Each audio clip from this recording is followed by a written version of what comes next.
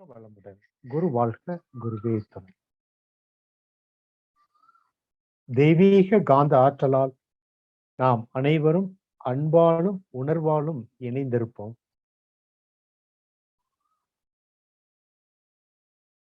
மனிதகுலம் உய்ய தன்னை அர்ப்பணித்துக் கொண்ட மகான்கள், ஞானிகள், சித்தர் புருஷர்கள், அறிஞர்கள் அனைவரையும் நினைவு கூர்ந்து வணங்கிக் கொள்வோம். அவ்வழிவாழ்ந்து குண்டலினி யோகம் என உயிர் உணர்த்திய ஆசான் அருள் தந்தை அவர்களை நன்றி உணர்வோடு வணங்கிக் கொள்வோம்.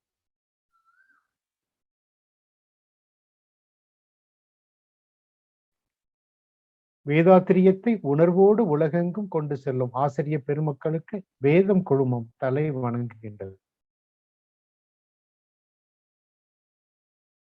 நிகழ்வுக்கு வந்துள்ள அன்பர்கள் அனைவரையும் வேதம் குழுமம் அன்புடன் வரவேற்கின்றது.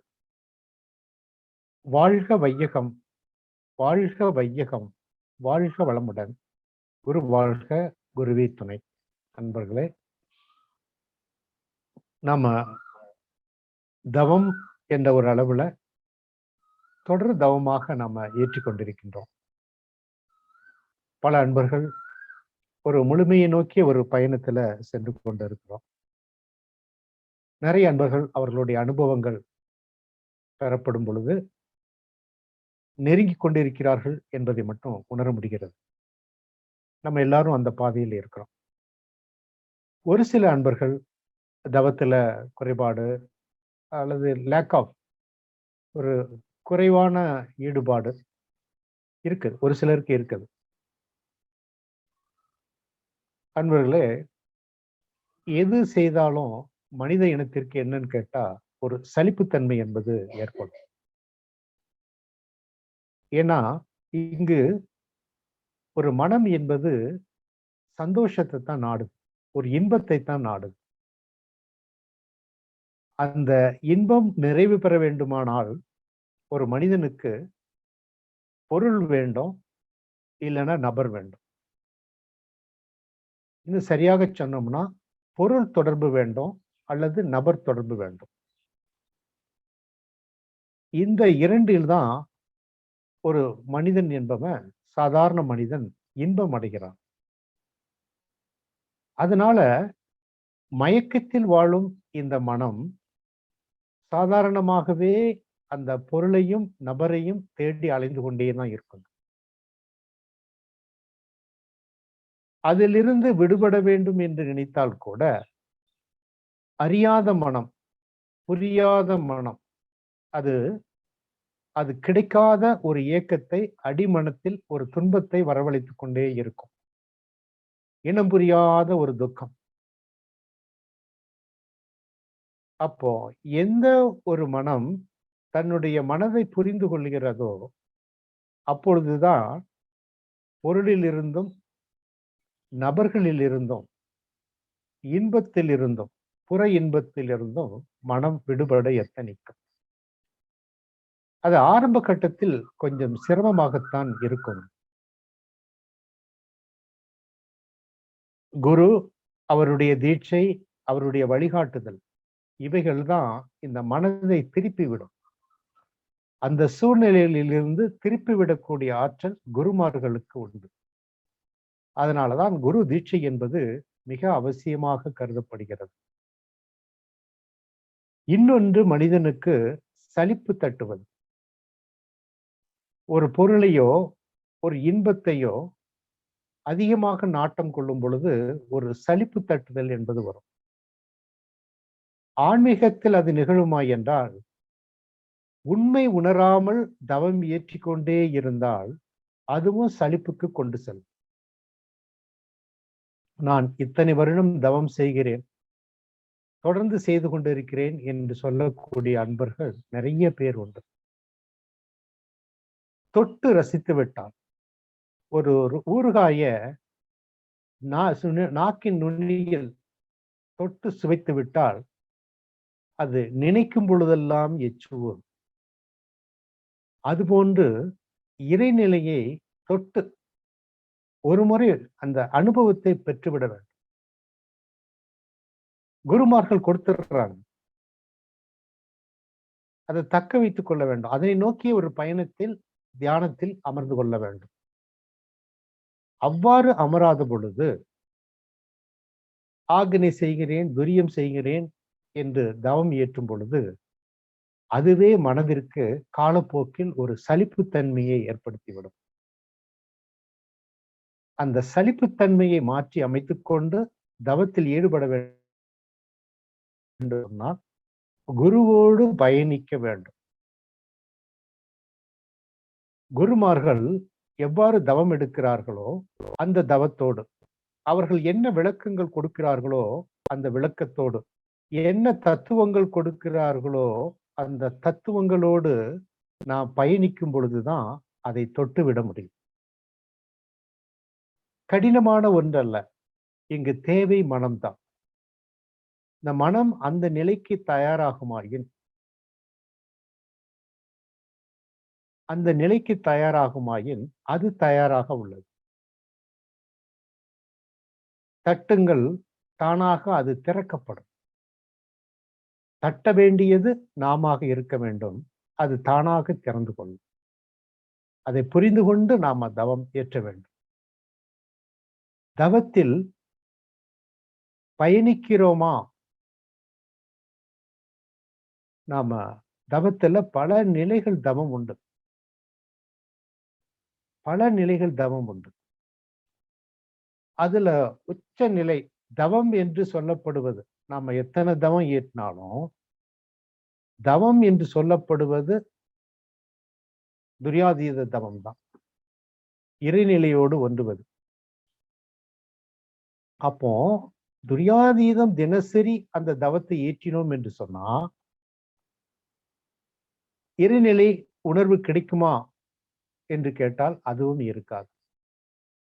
கிடைக்கும், இல்லாம இல்லை ஒரு சிலர். அப்போ அந்த துரியாதீத தவம் ஏற்றினால்தான் துரியாதீத தவம் கிடைக்குமா என்ற ஒரு கேள்வியை எட்டு பார்த்தோம் என்று சொன்னா, அப்படி அல்ல. நான் பல மாதங்களுக்கு முன்னால கூட அதுக்கு ஒரு விளக்கம் கொடுத்தேன். அன்பர்களே, நீங்கள் ஆகினையில் இருக்கிறீர்களோ அல்லது சமையல் அறையில் இருக்கிறீர்களோ அல்லது வேறு வேலை செய்து கொண்டிருக்கிறீர்களோ, அதை பற்றி கவலை இல்லை. ஆனால் உங்களுடைய மனம் அமைதி நிலையில் அந்த அடங்கி விடுமாயின், டெல்டா வேவுக்குள்ள சென்று விடுமாயின், தானாக சுத்தவெளி உங்களை கவ்விக்கொள்ளும். அது மூலாதாரமாக இருக்கலாம், துரியமாக இருக்கலாம், ஆகினையாக இருக்கலாம், விசுக்தியாக இருக்கலாம், அல்லது சமையல் வேலையாக இருக்கலாம், அல்லது அலுவலக வேலையாக இருக்கலாம், பஸ்ஸில் நீங்கள் பிரயாணித்துக் கொண்டு இருக்கலாம். எந்த நிலையில் நீங்கள் இருந்தாலும் உங்களுடைய மனம் அமைதி பெற்றுவிட்டால், அந்த நிலையை நீங்கள் சென்று விட்டால், அதற்குள் நீங்கள் போய்விட்டால், அதுவாகவே நீங்கள் மாறிவிடுவீர்கள். அதைத்தான் அது எதிர்பார்க்கிறது. அதைத்தான் இந்த மனமும் எதிர்பார்க்கிறது. நம்மளுடைய மனம் எதை தேடுகிறது என்பதை புரிய வேண்டும் தவத்தில். எண்ணங்களிலிருந்து விடுபடுங்கள் என்று சொன்னால், உண்மையாகவே எண்ணங்களிலிருந்து விடுபடுகிறதா என்பதை கவனித்து பாருங்கள். எந்த எண்ணம் என்னை தாக்குகிறது, பிளவுபடுத்துகிறது என்று பாருங்கள். சொன்ன பிளவுபடும் எண்ணங்கள் என்று சொல்லி, எந்த மனம் என்னுடைய பயணத்திற்கு தடையாக அமர்கிறது என்று பாருங்கள். பொருள், புகழ், செல்வாக்கு, புலனின்பம், இவைகள் தானே பிளவுபடுத்தும். அதனுடைய தன்மையை புரிந்து கொள்ளுங்கள்.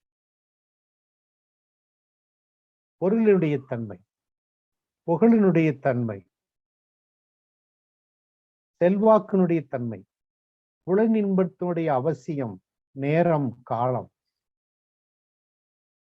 அது எவ்வாறு கிடைக்கிறது, எவ்வாறு அது மனிதனை அழித்து விடுகிறது, எவ்வாறு மனிதனுக்கு அது உயர்வு தருகிறது, இந்த தத்துவங்களை புரிந்து கொண்டோம் என்று சொன்னால் மனம் அதனுடைய பயணத்தில் தடையில்லாமல் இயங்கும். இங்கு தடை செய்வது மனம்தான், பயணிப்பதும் மனம்தான். பயணிக்கும் மனதிற்கு தடையிடுகின்ற மனம், தடைக்கு பொருளாக அமைவது பொருள், புகழ், செல்வாக்கு, பொழுந்தின்பம், புரியாத தன்மை. தத்துவங்களால் அதை புரிய வைக்கிறார்கள் ஞானிகள். நாம் ஒவ்வொரு கணமும் புரிந்து கொண்டு நம்மளுடைய பயணம் தடையில்லாமல் செல்கிறதா? தடை இருக்குமாயின் கவலை இல்லை, இதே மனத்தால் அந்த தடையையும் நம்மால் நீக்க முடியும்.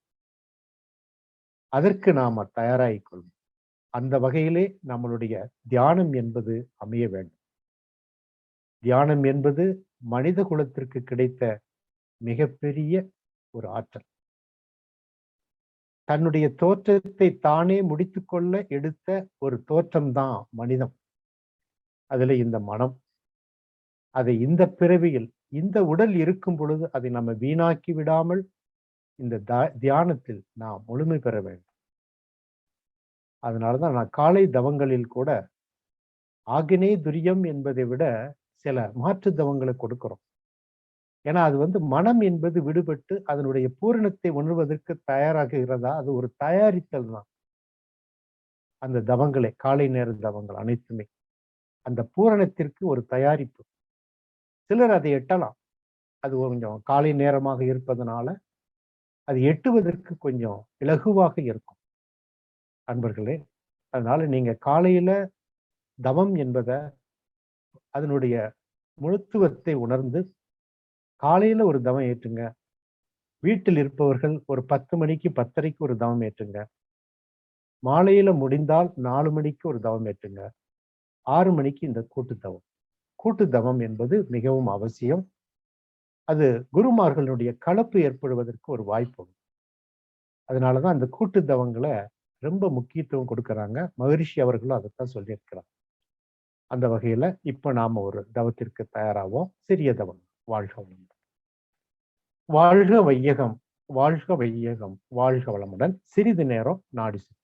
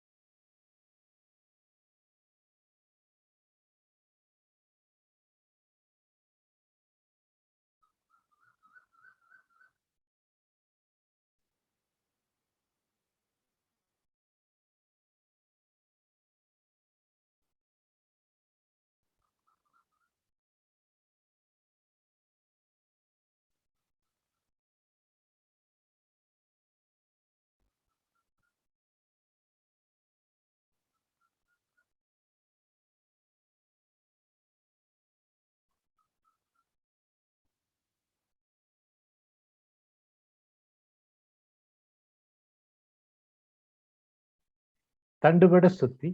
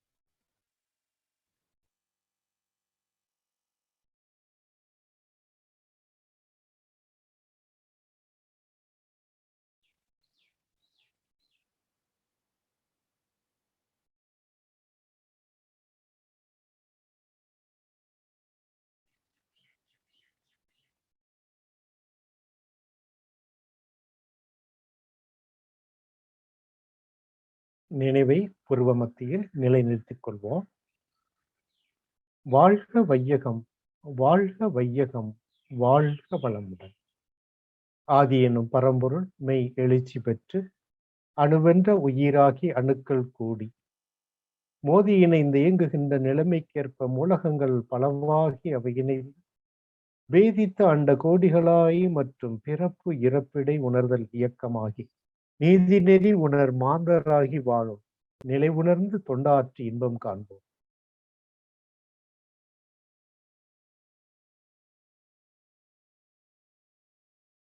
சிந்தையே அடக்கியே சும்மாவிருக்கின்ற சீரறிய செய்த குருவே, அந்த நிலைதனில் அறிவு அசைவற்றி இருக்க பெரும் ஆனந்தம் பொங்குதங்கே. இந்த பெரும் உலகமிசை எடுத்த பல பிளவைகளில் சந்ததமும் என்னை மறவா சார்ந்த வாழ்வழித்தோய் என் சந்தோஷ செய்தி இதுவே. வாழ்க வையகம், வாழ்க வையகம், வாழ்க வளமுடன்.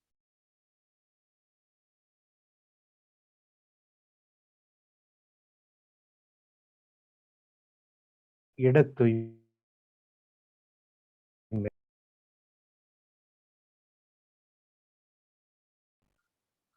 நாம் அமர்ந்துள்ள நம் இல்லம் முழுவதும் நல்ல தெய்வீக ஆற்றலே நிரம்பின மனம் விரிந்து இல்லம் முழுவதும் இல்லத்தை சுற்றிலும் நாம் அமர்ந்துள்ள நம் இல்லம் முழுவதும் நல்ல தெய்வீக ஆற்றலே நிரம்பின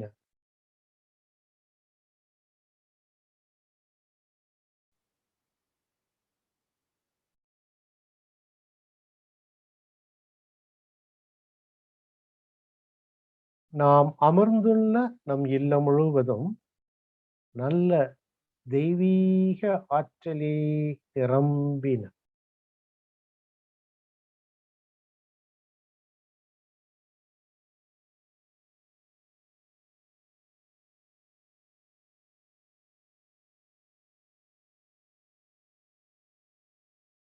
சக்தி ஈர்ப்பு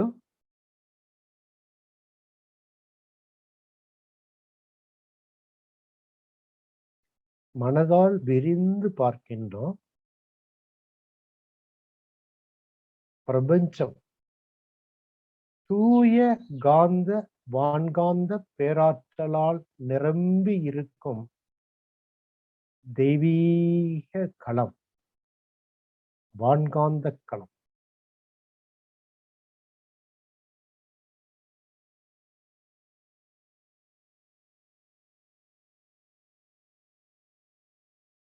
அனைத்துள்ளும் ஊடுருவி நிற்கும் தெய்வீக பேராற்றல். அது எனக்குள்ளும் ஊடுருவி இயங்குவதை உணர்கின்றேன், காந்த ஆற்றலாக.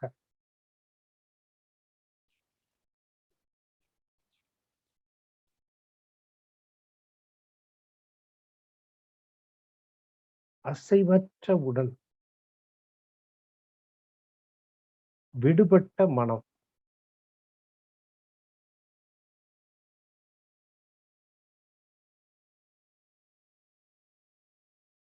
தெய்வீக வான்காந்த ஆற்றல் உச்சி வழியாக உடல் முழுவதும் பாய்ந்து நிரம்பட்டும்.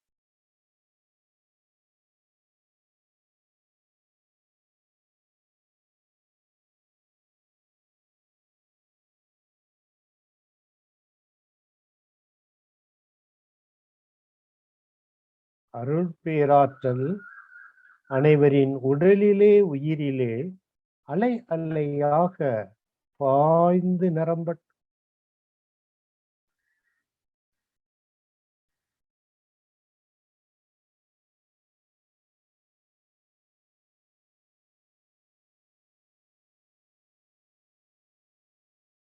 அருள் பேராற்றல் அனைவரின் உடலிலும் உயிரிலும் அலை அலையாக பாய்ந்து நிரம்பட்டும்.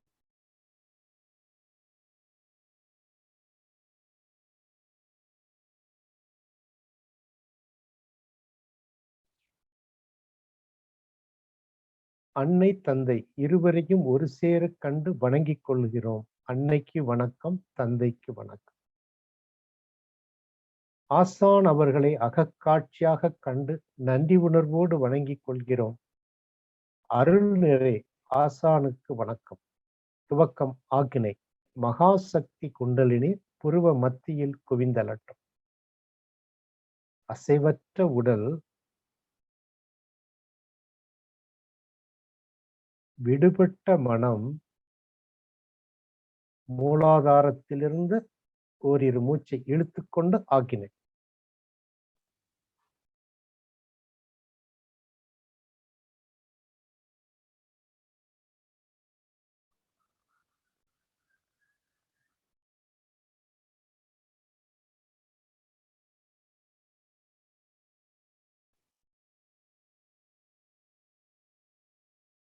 அசைவற்ற உடல், அசையும் ஆக்னா சக்கரம்.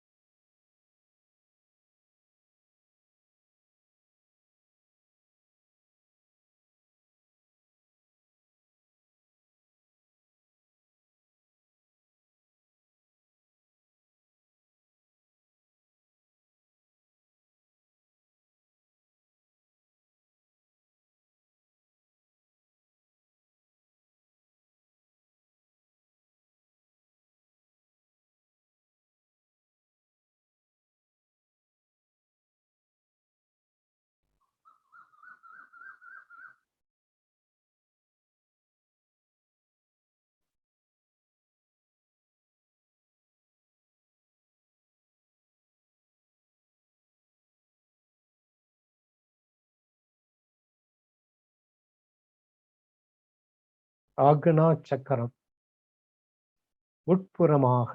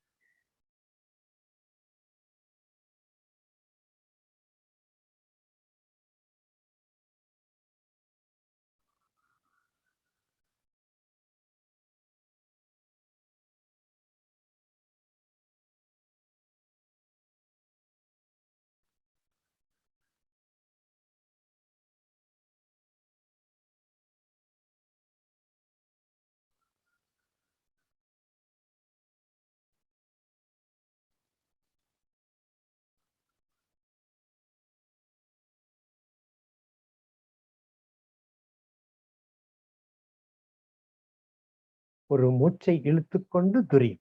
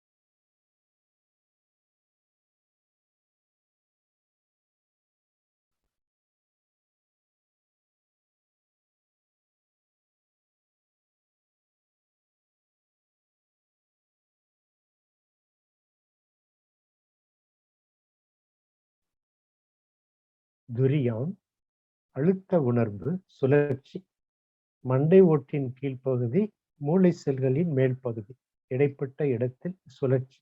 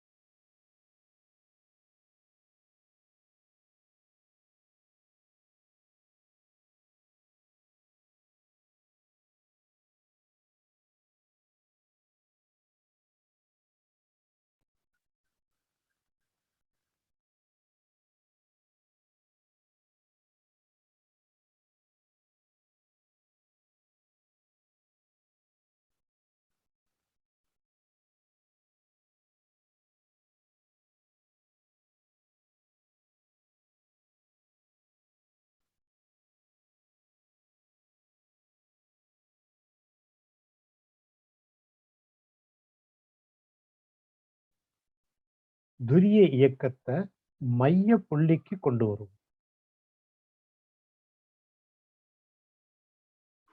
ஒரு நேர்கோடு, சுழுமுனை நாடி மூலாதாரத்திலிருந்து ஒரு நேர்கோடு துரியத்திற்கு ஒரு ஊசி முனை அளவில் சுருங்கி நிற்கட்டும் துரிய இயக்கம்.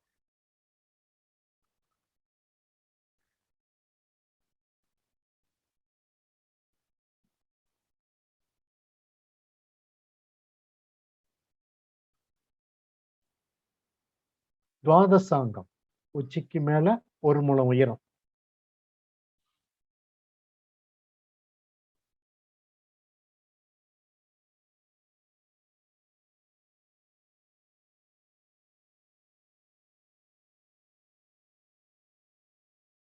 அங்கிருந்து எல்லா திசைகளிலும் விரியட்டும் பிரபஞ்சம், சக்திகளும்.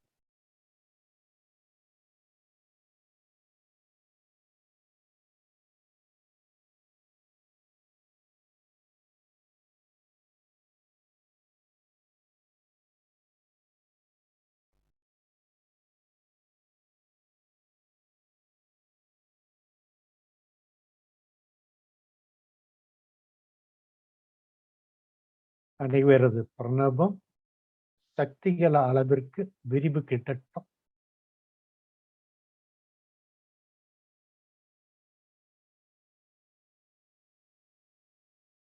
நட்சத்திர கூட்டங்கள் சக்திகள சாட்சி.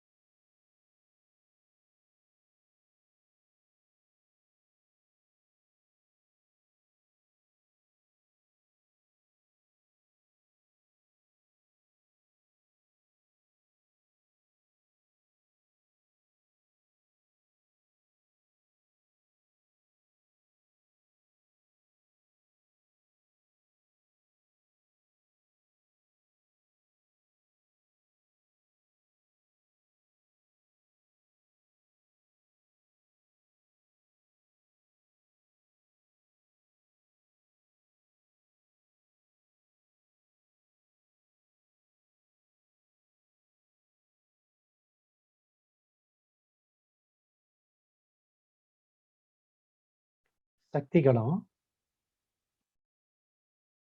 உடல் உணர்வு அற்ற நிலையில் அதை பார்க்கணும். 360 டிகிரி எல்லா திசைகளிலும் நட்சத்திர கூட்டங்களை பார்க்கணும்.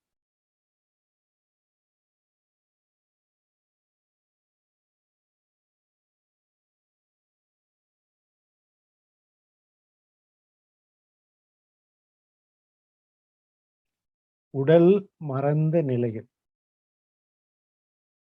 உடல் உணர்வுக்கு அப்பாற்பட்டு மனம் விரியட்டும்.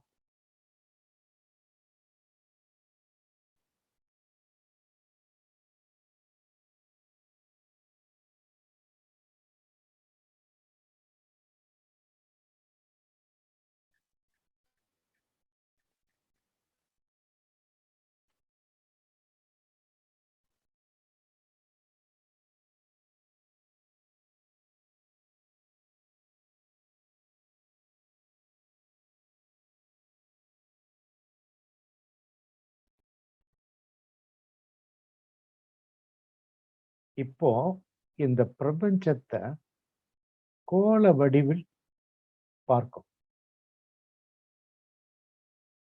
கொஞ்சம் நெருக்கி நட்சத்திரங்கள் நெருங்கிய நிலையில் அப்படி கோள வடிவில் பார்க்கும் பொழுது அதை சூழ்ந்து நிற்பது சுத்தவெளி. இப்ப நாம விரிய விரிய இந்த பிரபஞ்சம் சுருங்கி ஒரு நட்சத்திரமாக சுற்றிலும் சுத்தவெளி கும்மிருட்டும். மேலும் விரிய அந்த நட்சத்திரமும் மறைய நாம் சுத்த வெளியில் சிவகலம் எதுவுமற்ற ஒரு இயக்கம்.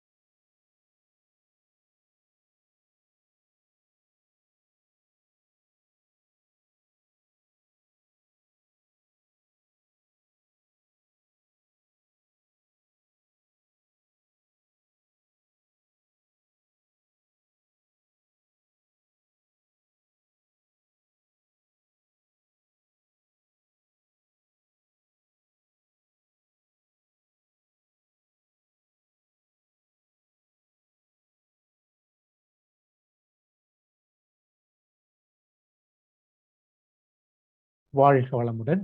மனதால் சுருங்குகிறோம். பிரபஞ்சம், சக்திகள், நட்சத்திர கூட்டங்கள்,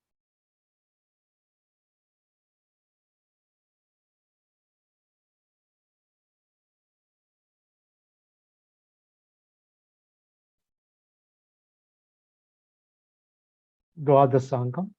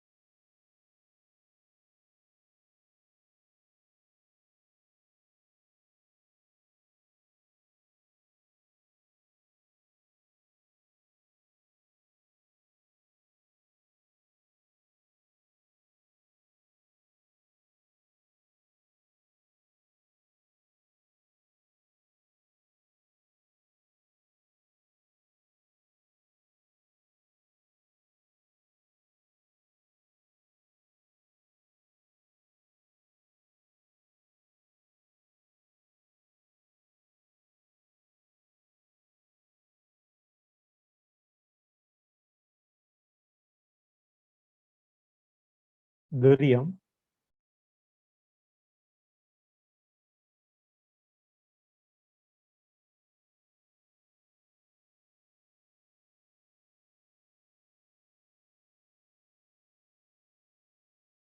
துரியத்தில் அந்த அழுத்த உணர்வை பெற வேண்டும்.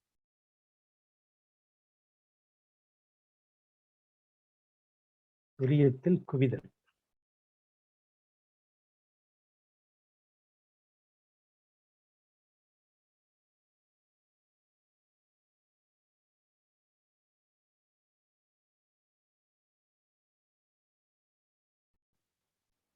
உடல் உணர்வு மூலாதாரத்தை தொடர்பு கொண்டு ஆக்னியோடு துரியத்தோடு மூலாதாரம் இணைந்து கொள்ளட்டும். உடல் உணர்வு பாதங்கள் வரை.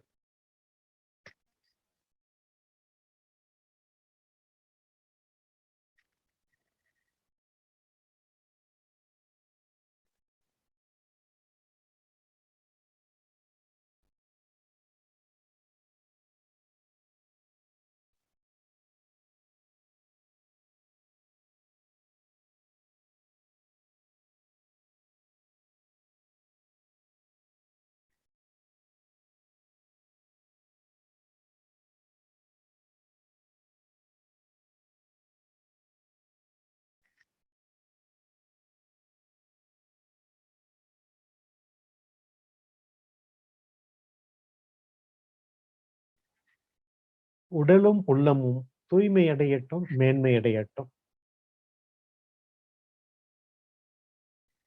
அருள் பேராற்றல் கருணையினால் உடல் நலம், நீலாயுள், நிறை செல்வம், உயர் புகழ், மெய்ஞானம் பெற்று மேலோங்கி வாழ்வோம். அருள் பேராற்றல் கருணையினால் உடல் நலம், நீலாயுள், நிறை செல்வம், உயர் புகழ், மெய்ஞானம் பெற்று மேலோங்கி வாழ்வோம். அருள் பேராற்றல் கருணையினால் உடல் நலம், நீலாயுள், நிறை செல்வம், உயர் புகழ், மெய்ஞானம் பெற்று மேலோங்கி வாழ்வோம். வாழ்க வையகம், வாழ்க வையகம், வாழ்க வளமுடன்.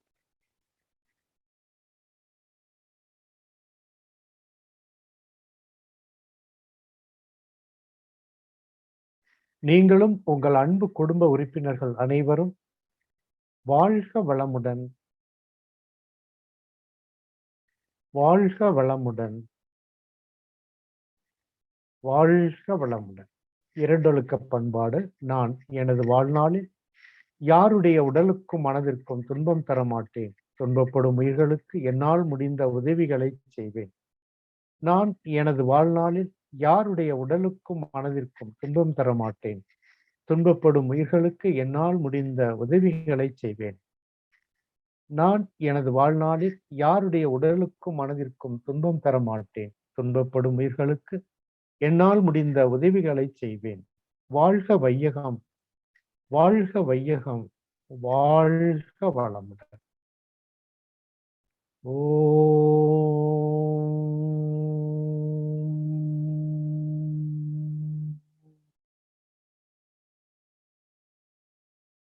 சாந்தி, சாந்தி, சாந்தி.